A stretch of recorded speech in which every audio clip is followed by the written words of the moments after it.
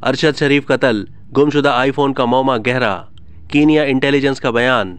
मकतूल सहाफ़ी अरशद शरीफ के गुमशुदा आईपैड और आईफोन के बारे में मौमा मजीद गहरा हो गया, क्योंकि कीनिया के इंटेलिजेंस हुकाम ने अरशद शरीफ के अहम शवाहिद के हामिल गैजेट्स के अपने पास मौजूद होने या ना होने से इनकार कर दिया। वकार और खुर्रम अहमद ने अरशद शरीफ के गुमशुदा आईफोन और आईपैड के बारे में मुतज़ाद बयानात दिए। वकार और खुर्रम अहमद ने अरशद शरीफ को कीनिया मदऊ किया था और नैरोबी में अपने फ्लैट में अरशद शरीफ के क़याम का इंतज़ाम किया था। दोनों ताजिर भाइयों ने FIA के अतहर वहीद और इंटेलिजेंस ब्यूरो के उमर शाहिद हामिद पर मुश्तमिल पाकिस्तानी इन्वेस्टिगेशन टीम से शुरू में वादा किया था कि वो अरशद शरीफ के आईफोन और आईपैड के बारे में मालूमात उनसे शेयर करेंगे, लेकिन बाद में ये कहकर पीछे हट गए कि कीनिया इंटेलिजेंस सर्विस ने उनसे अरशद का आईफोन और आईपैड छीन लिया है।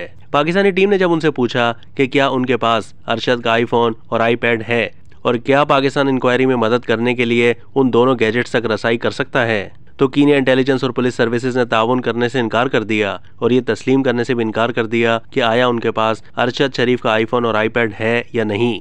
ताहम एक आला अफसर जो वीकेंड में कीनिया में जारी तहकीकात से वाकिफ हैं, उन्होंने बताया कि वकार ने कहा था कि उसने अरशद के आईपैड और आईफोन समेत कई आलात कीनिया में पाकिस्तानी हाई कमिश्नर सकलैन सैयदा के हवाले किए हैं। कीनिया में मुकीम ताजिर ने अफसरान को अपने बयान में उन चीज़ों की फहरिस्त भी शेयर की जो उसने सफ़ीर के हवाले की।